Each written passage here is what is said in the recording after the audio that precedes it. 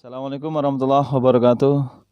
Alhamdulillah wa syukrillah kita bisa bermuajahah walaupun tidak secara langsung, tapi melalui virtual ini setidaknya bisa menambah wawasan dan mengobati rasa rindu kita. Baiklah anak-anakku sekalian, Mas dan Mbak kelas 11 SMA Negeri 1 Kasihan.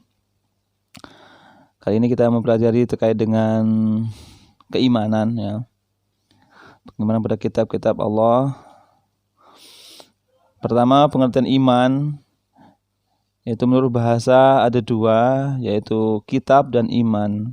Kitab itu buku atau surah, iman itu percaya. Sedangkan saat terminologi meyakini bahwa Allah Subhanahu wa taala telah menurunkan kitab-kitabnya kepada para rasul-rasulnya agar kitab-kitabnya itu dijadikan sebagai pedoman hidup umat manusia agar mereka memperoleh kebahagiaan dunia dan akhirat. Perlu diketahui, kitab-kitab Allah sebelumnya, sebelum Al-Quran ini maksudnya, adalah berupa sohifah atau lembaran firman Allah kepada Nabi Ibrahim dan Nabi Musa. Taurat diturunkan kepada Nabi Musa alaihissalam, Zabur diturunkan pada Nabi Daud alaihissalam, Injil kepada Nabi Isa alaihissalam. Adapun hukumnya, kita mengimani kitab Allah adalah fardu ain bagi kita sendiri. Orang yang mengaku Islam tetapi tidak beriman dapat dianggap murtad. Nauzubillah, summa nauzubillah. Yang kedua, sikap perilaku kita kepada kitab-kitab Allah harus bagaimana? Nah, perilaku kita adalah kitab Allah.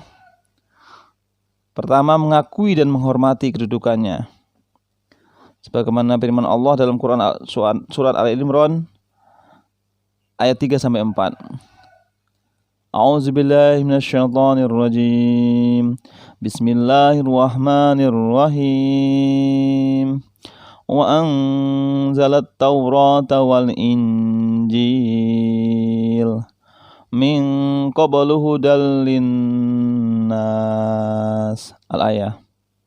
Dan dia, Allah menurunkan Taurat dan Injil sebelum Al-Quran menjadi petunjuk bagi manusia. Yang kedua, meyakini dan mengakui bahwa kitab suci Allah merupakan kitab yang paling utama dan paling akhir diturunkan, yaitu Al-Quran.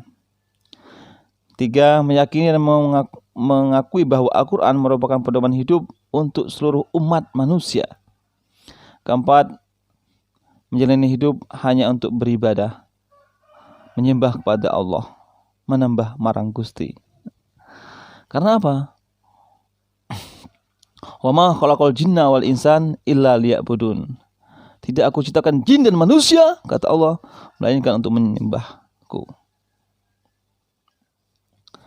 Terakhir, yang ketiga, hikmah beriman kepada kitab-kitab Allah.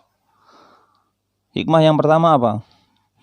Pertama, hikmahnya adalah mendapatkan pahala dari Allah Subhanahu wa taala. Masya Allah. Kemudian yang kedua, menjadikan Al-Quran sebagai pedoman hidup sehingga agar memperoleh kebahagiaan dunia dan akhirat. Tiga, terdorong untuk meningkatkan kualitas diri karena Al-Quran mendorong manusia untuk mempelajari ilmu, pengetahuan, dan teknologi.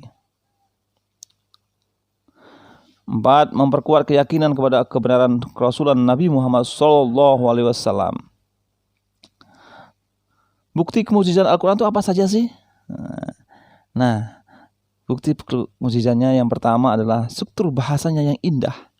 Sampai sekarang tidak ada yang mampu menandinginya.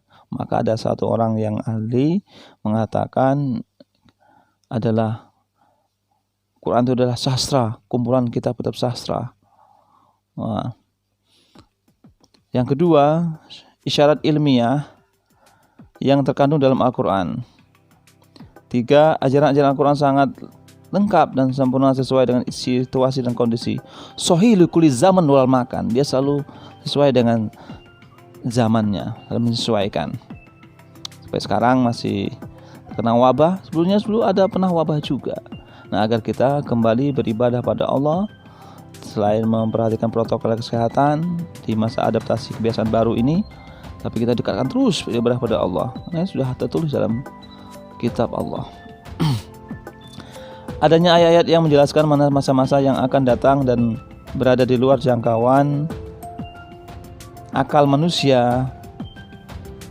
Nah, ini ada hal yang gaib yang dijelaskan. Itu dulu, mungkin mudah-mudahan bisa dipahami bahwa banyak sekali ya, ada Quran sebagai hudal linas, petunjuk manusia, sebagai syifa'un, sebagai obat, dan ada juga sebagai sastra dalamnya karena kata-katanya indah, dan ada juga isinya terkait dengan teknologi, ilmu pengetahuan. Mari kita berdalami Al-Quran kita sebagai kitab suci. Semoga hidup kita terbimbing oleh itu dan mantap menjadi Islam yang insanun kamil. Terima kasih. Kita hari dengan baca hamdalah pertemuan kali ini. Alhamdulillahirabbil alamin. Assalamualaikum warahmatullahi wabarakatuh.